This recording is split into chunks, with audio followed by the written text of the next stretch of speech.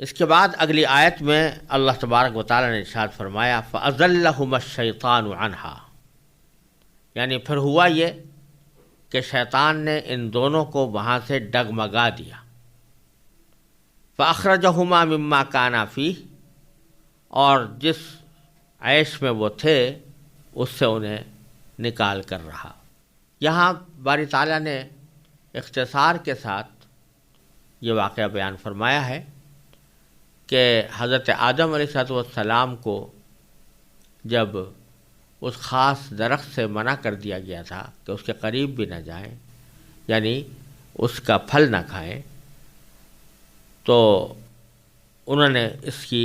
شروع میں تو پابندی فرمائی، لیکن ایک مرحلہ ایسا آیا کہ شیطان نے ان کو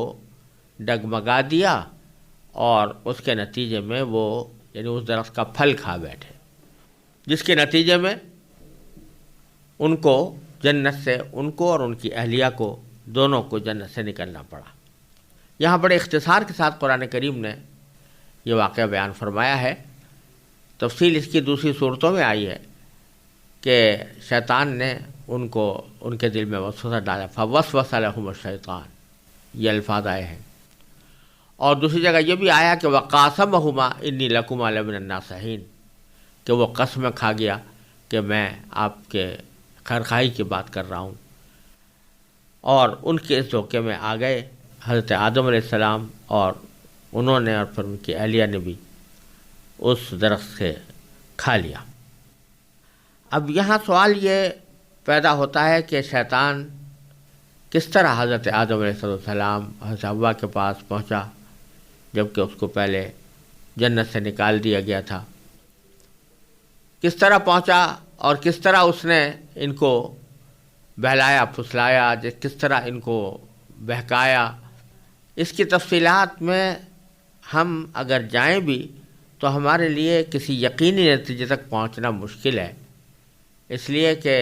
یہ ملأ اعلیٰ کی باتیں ہیں، اور ملأ اعلیٰ میں کس طرح کیا واقعہ پیش آیا اس کی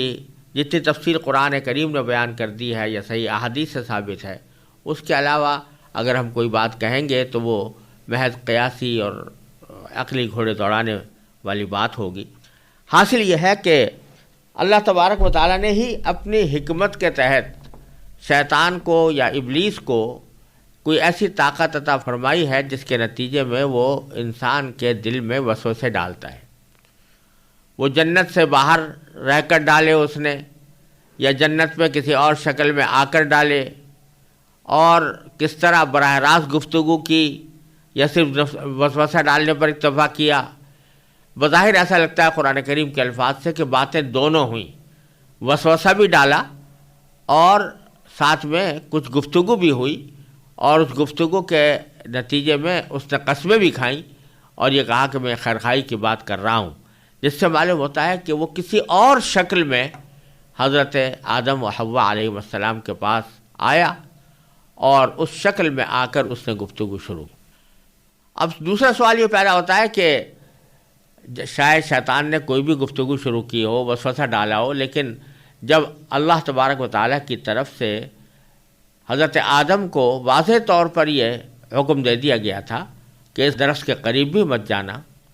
تو اس کے بعد پھر کسی اور کے وسوسہ ڈالنے کی وجہ سے یا کسی اور کے کچھ دلیلیں بیان کرنے کی وجہ سے کیسے حضرت آدم علیہ السلام دھوکے میں آ گئے اور یہ ان سے غلطی کیسے ہوئی؟ تو اس کا جواب یہ ہے کہ در حقیقت اس نے جو دلیلیں پیش کی وہ دلیلیں متعدد نوعیت کی ہو سکتی ہیں، اور وہ ایسی ہو سکتی ہیں جن کی بنا پر ایک آدمی کو دیانتداری کے ساتھ بھی دھوکہ لگ جائے، جس کو بونافائیڈ مسٹیک کہا جاتا ہے، کہ محض دیانتدارانہ طور پر انہوں نے ایک رائے قائم کی اور اس رائے میں ان کو غلطی ضرور ہوئی، لیکن کوئی بددیانتی نہیں، کوئی معصیت یا نافرمانی کے ارادے سے نہیں کی. وہ کیا؟ مثلا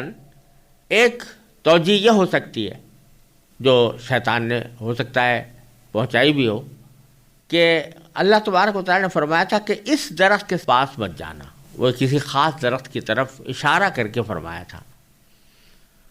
اس کا نام لے کر نہیں بلکہ اشارہ کر کے فرمایا کہ اس درخت کے پاس مت جانا۔ اب اس کا ایک مفہوم تو یہ ہو سکتا ہے کہ اس درخت سے مراد اس جنس کے تمام درخت ہیں۔ مثلا اگر فرض کریں اشارہ کیا، جیسا مشہور ہے کہ گندم کے درخت کی طرف، گندم کی بالی کی طرف کہ یہ مت کھانا، تو اشارہ تو ہو رہا ہے اس گندم کی بالی کی طرف اور اس کے پھل کی طرف،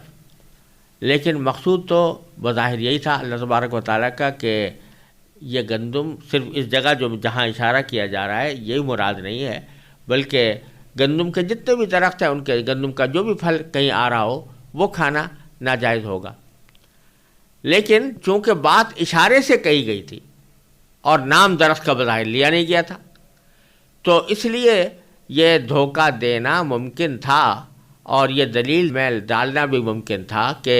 منع جو کیا گیا تھا اس خاص درخت سے منع کیا گیا تھا، اور جس درخت سے کھانے کی دعوت دی جا رہی ہے یہ بعین ہی وہ درخت نہیں ہے، اگرچہ ہے اسی جنس کا اور اسی پھل کا،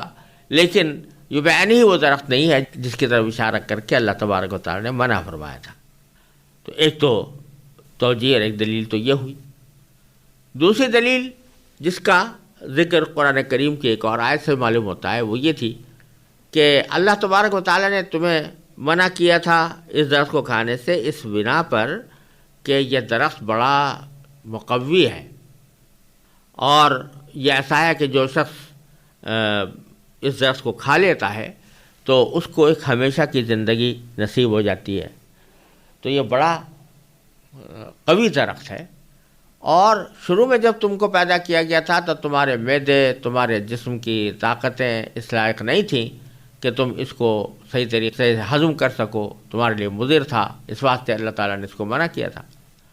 اب تمہارے اندر قوتیں پیدا ہو گئی ہیں، تمہارا معدہ بھی بہتر ہو گیا ہے، تمہاری قوتیں زیادہ ترقی کر گئی ہیں، تو اب اگر تم اس کو کھا لو گے تو وہ مانعات ختم ہو گئی۔ اور یہ اسی قسم کی دلیل ہے جیسے کہ آج کل بعض لوگ قرآن شریف کے بعد احکام کے بارے میں اس قسم کی خیالی دلیلیں پیش کیا کرتے ہیں کہ فلاں چیز کی حرمت تو اس وجہ سے آئی تھی، آج وہ وجہ موجود نہیں ہے لہذا حرمت بھی ختم ہو گئی۔ مثلا کہتے ہیں کہ بھئی یہ جو بعض لوگوں نے یہاں تک کہہ دیا ہے کہ خنزیر کی جو ممانعات تھی وہ اس لیے تھی کہ خنزیر اس زمانے میں بڑے نجاستوں کے ڈھیر کے اوپر پرورش پاتے تھے اور گندے پڑے رہتے تھے، اور ان کی گوشت کے اندر بڑے صحت کے خلاف جراثیم ہوتے تھے، اس واسطے اللہ تعالیٰ نے منع کر دیا تھا۔ لیکن اب تو ان خنزیروں کی تربیت یا ان کی پرورش بڑی ہائیجینک قسم کے فارمز میں ہوتی ہے اور بڑے صحت افزا مقامات پر ان کو رکھا جاتا ہے، لہذا وجہ ختم ہو گئی جس وجہ سے حرمت نازل کی گئی تھی۔ اسی طرح کی بات دلیلیں بعض لوگ عقلی بنیادوں پر پیش کرنے کی کوشش کرتے ہیں قرآن کریم کی صریح نصوص کے مقابلے میں، تو اسی قسم کی کوئی دلیل شاید حضرت آدم علیہ السلام کو بھی پیش کر دی گئی ہوگی کہ هل ادلکم علی شجرۃ الخلد وملک لا یبلی، جس کا ذکر قرآن کریم میں دوسری جگہ فرمایا ہے۔ تو خلاصہ یہ کہ یہ تجویز پیش کی کہ اول تو یہ وہ درخت نہیں ہے جس کی ممانعت کی گئی تھی، دوسرا یہ کہ اگر ممانعت کی بھی گئی تھی تو وہ در حقیقت ایک عارضی طور پر تمہاری کمزوری کی وجہ سے تھی، اب وہ کمزوری زائل ہو گئی ہے تو اس وجہ سے تمہیں اب اس میں سے کھانے میں کچھ حرج نہیں۔ بہرحال یہ ایک اجتہادی نوعیت کی غلطی تھی جو حضرت آدم علیہ السلام سے سرزد ہوئی، اور یہاں یہ بھی سمجھ لینا چاہیے انبیاء علیہ السلام کو اللہ تعالیٰ ایک خاص صفت عطا فرماتے ہیں جس کو عصمت کہا جاتا ہے، یعنی انبیاء علیہ السلام معصوم ہوتے ہیں۔ معصوم ہونے کے معنی یہ ہوتے ہیں کہ ان سے کسی نافرمانی اور گناہ، صریح نافرمانی اور گناہ کا صدور نہیں ہوتا، یعنی وہ جان بوجھ کر کوئی گناہ نہیں کرتے۔ البتہ کبھی بھول چوک سے یا اجتہادی غلطی سے کوئی عمل صادر ہو جاتا ہے جو حقیقت میں گناہ نہیں ہوتا کیونکہ جان بوجھ کر نہیں کیا، اور دوسرا یہ کہ کسی دلیل کی بنیاد پر کیا، تو اس وجہ سے وہ اجتہادی نوعیت کی غلطی ہوتی ہے، گناہ نہیں ہوتا، لیکن چونکہ انبیاء کرام کا مقام بہت بلند ہے، اس لیے بعض اوقات ان کی اجتہادی غلطی کو بھی قرآن کریم میں ذنب سے یا گناہ سے تعبیر کر دیا گیا ہے۔ تو اللہ تبارک و تعالی نے حضرت آدم علیہ السلام کے اس غلطی کا ایک دو جگہ ذکر فرمایا ہے، تو وہاں پر ایسے الفاظ استعمال فرمایا فنسیہ، کہ وہ بھول گئے۔ اب بھول سے مراد یہاں پر یہ ہے کہ جسے ہمارے اردو میں بھول چوک کہا جاتا ہے، یعنی وہ اجتہادی نوعیت کی غلطی انہوں نے کی، اور اس کو اللہ تعالیٰ نے نسیہ سے تعبیر کیا، بھول چوک سے تعبیر فرمایا۔ تو اس واسطے انبیاء علیہ السلام سے اگر کوئی ایسی بات صادر ہوئی ہے جو خلاف اولا بھی ہو، یا مستحب کے خلاف بھی ہو، یا کراہت تنزیہیہ رکھتی ہو، تو اس کے اوپر بھی بعض اوقات اللہ تعالیٰ کی طرف سے کچھ عتاب ہوتا ہے، کہ اس لیے کہ انبیاء علیہ السلام ایسی مخلوق ہیں کہ جو دوسروں کے لیے نمونہ اور مثال بنتی ہیں، لہذا اگر ان سے کوئی چھوٹی معمولی لغزش بھی ہو جائے تو اس لغزش کے اوپر بھی بعض اوقات اللہ تعالیٰ کی طرف سے عتاب ہوتا ہے، کیونکہ یہ مشہور جملہ ہے کہ حسنات الابرار سیئات المقربین، کہ نیک لوگوں کے طرف سے بہت سے جو نیک کام ہوتے ہیں وہ اللہ کے مقرب بندوں کے لیے وہ برائیاں شمار ہوتی ہیں۔ تو اسی طرح یہاں پر بھی اس غلطی کو، باوجود ہے کہ یہ جانا بوجھا گناہ نہیں تھا، یا ایسا گناہ نہیں تھا جس پر مواخذہ ہو، لیکن یہ ایک اجتہادی غلطی تھی، اس کے باوجود اللہ تبارک و تعالیٰ نے اس موقع پر اس کے اوپر عتاب فرمایا، اور فرمایا وَقُلْنَا اهْبِطُوا بَعْضُكُمْ لِبَعْضٍ عَدُوٌّ، فرمایا کہ ہم نے ان سے کہا، یعنی ان کو حکم دیا کہ اب نیچے اتر جاؤ، یعنی زمین کے اوپر چلے جاؤ۔ بَعْضُكُمْ لِبَعْضٍ عَدُوٌّ، اس طرح تم ایک دوسرے کے دشمن ہو گئے، ایک دوسرے کے دشمن ہو گئے۔ اس میں یہ معنی بھی ہو سکتے ہیں کہ تم ایک دوسرے کے سے مراد انسان اور شیطان ہیں، کہ انسان اور شیطان ایک دوسرے کے دشمن ہوں گے، دنیا میں زندگی اس طرح گزاریں گے کہ شیطان انسان کا دشمن، انسان شیطان کا دشمن۔ اور اس میں ایک معنی یہ بھی ہے کہ جب دنیا میں آدم علیہ السلام جائیں گے اور ان کی نسل پھیلے گی تو ان نسلوں کے درمیان بھی آپس میں دشمنیاں پیدا ہوں گی، یہ پہلے سے اللہ تعالیٰ کے علم میں ہے کہ یہ دشمنیاں پیدا ہوں گی۔ تو اب یہاں پر اترنے کا جو حکم دیا گیا وہ ایک سزا کے طور پر ہے کہ تم نے وہ ممنوع درخت سے کھانا کھا لیا، تو اس وجہ سے اب اس کی پاداش میں تمہیں نیچے اترنا ہوگا۔ اور ساتھ میں فرما دیا وَلَكُمْ فِي الْأَرْضِ مُسْتَقَرٌّ وَمَتَاعٌ إِلَىٰ حِينٍ، کہ زمین میں تمہارے لیے ایک ٹھکانہ ہوگا اور ایک مدت تک فائدہ اٹھانا تمہارے لیے طے کر دیا گیا ہے، یعنی ایک عرصے تک تم زمین میں رہو گے، انسان جنات سب زمین میں رہیں گے اور زمین کی نعمتوں سے فائدہ بھی اٹھائیں گے، لیکن إِلَىٰ حِينٍ، ہمیشہ کے لیے نہیں، ایک معین مدت تک کے لیے تم لوگ یہاں پر رہو گے۔ یہ جب سزا کی بات آئی تو آدم علیہ السلام بڑے پریشان ہوئے، کیونکہ اس سے پہلے کہ نہ کبھی کوئی خطا کا تصور تھا، نہ غلطی کا تصور تھا، نہ گناہ کا تصور تھا، نہ اللہ تعالیٰ کی طرف سے کسی سزا کا تصور تھا۔ غلطی ہو گئی تو اس غلطی کو کس طرح مٹایا جائے اور اس سے کس طرح معافی مانگی جائے، اس کا کوئی طریقہ اس وقت حضرت آدم علیہ السلام کو معلوم نہیں تھا۔ پہلے انسان تھے اور پہلی بار غلطی ہوئی تھی، اس وجہ سے معلوم نہیں تھا کہ اب میں کس طرح توبہ کروں، کس طرح معافی مانگوں۔ تو اللہ تعالیٰ فرماتے ہیں فَتَلَقَّىٰ آدَمُ مِن رَبِّهِ كَلِمَاتٍ، پھر آدم نے اپنے پروردگار سے توبہ کے کچھ الفاظ سیکھ لیے، یعنی توبہ کے الفاظ بھی خود اللہ میاں سے ہی مانگے کہ میں کس الفاظ میں آپ سے توبہ کروں، کس الفاظ سے آپ سے معافی مانگوں۔ اللہ تبارک و تعالی نے وہ الفاظ سکھائے جو دوسری جگہ پر اللہ تبارک و تعالی نے بیان فرمائے سورہ اعراف میں کہ ربنا ظلمنا انفسنا وان لم تغفر لنا وترحمنا لنکونن من الخاسرین، کہ اے ہمارے پروردگار ہم نے اپنی جانوں پر ظلم کر لیا ہے، اور اگر آپ ہماری مغفرت نہیں فرمائیں گے اور ہم پر رحم نہیں کریں گے تو ہم ان لوگوں میں داخل ہو جائیں گے جو برباد ہو جاتے ہیں، نقصان اٹھانے والوں میں شامل ہو جائیں گے۔ یہ کلمات ہیں جو اللہ تبارک و تعالی نے ہی سکھائے حضرت آدم علیہ السلام کو کہ ان الفاظ سے دعا مانگو، ان الفاظ سے معافی مانگو۔ چنانچہ انہوں نے معافی مانگی، فتاب علیہ، تو اللہ تبارک و تعالی نے ان کی توبہ قبول فرما لی۔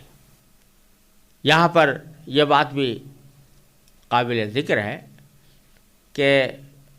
کسی بھی دعا کے لیے یا توبہ کے لیے جو اللہ تبارک و تعالی الفاظ خود سکھاتے ہیں کہ ان الفاظ کو استعمال کرو، تو ان میں قبولیت کی امید بہت زیادہ ہوتی ہے۔ یعنی یہ ایسا ہی ہے کہ جیسے کوئی حاکم درخواست کا مضمون خود لکھ کے بتا دے کہ اس قسم کی درخواست جو پیش کرو، تو جو درخواست کا مضمون حاکم نے پہلے ہی لکھ کے بتا دیا تو غالب گمان یہ ہے کہ وہ رد نہیں ہوگا۔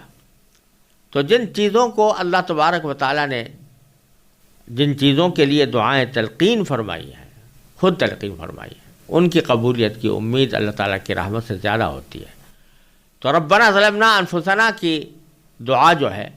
یہ چونکہ اللہ تبارک و تعالیٰ نے خود آدم علیہ السلام کو سکھائی اور پہلے اس موقع میں سکھائی جب پہلی بار ان سے خطا ہوئی تھی،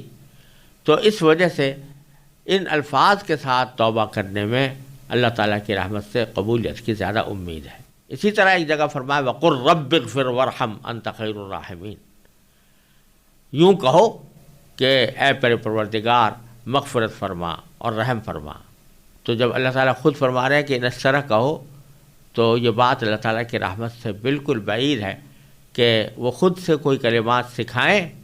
اور کہیں کہ اس طرح دعا مانگو اور پھر اس کو رد فرما دیں۔ لہذا ان میں قبولیت کی زیادہ توقع، زیادہ امید ہے۔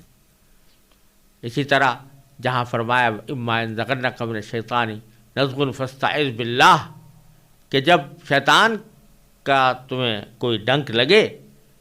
تو پھر تم اللہ کی پناہ مانگ لیا کرو، یعنی یہ دعا کیا کرو کہ اعوذ باللہ، کہ میں اللہ تعالیٰ کی پناہ مانگتا ہوں۔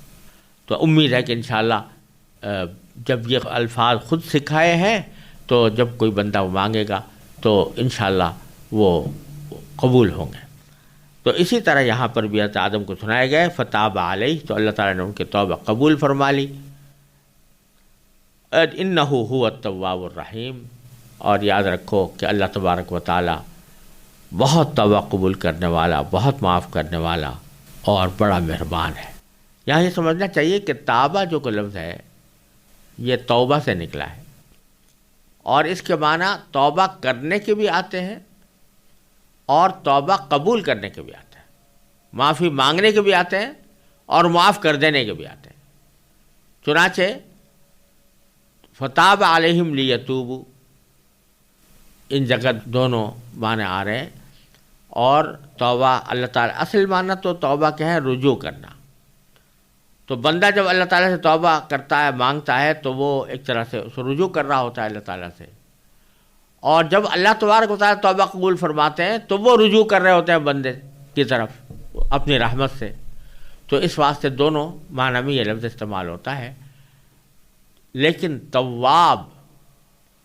جب مبالغے کا صیغہ ہے تو اللہ تعالیٰ بڑے توبہ قبول کرنے والے بھی ہیں، رحم کرنے والے بھی ہیں، اس لیے ہم نے ان کے اس خطا کو معاف کر دیا اور دنیا کی طرف واپس بھیج دیا، جس کا ذکر اگلی آیت میں آ رہا ہے۔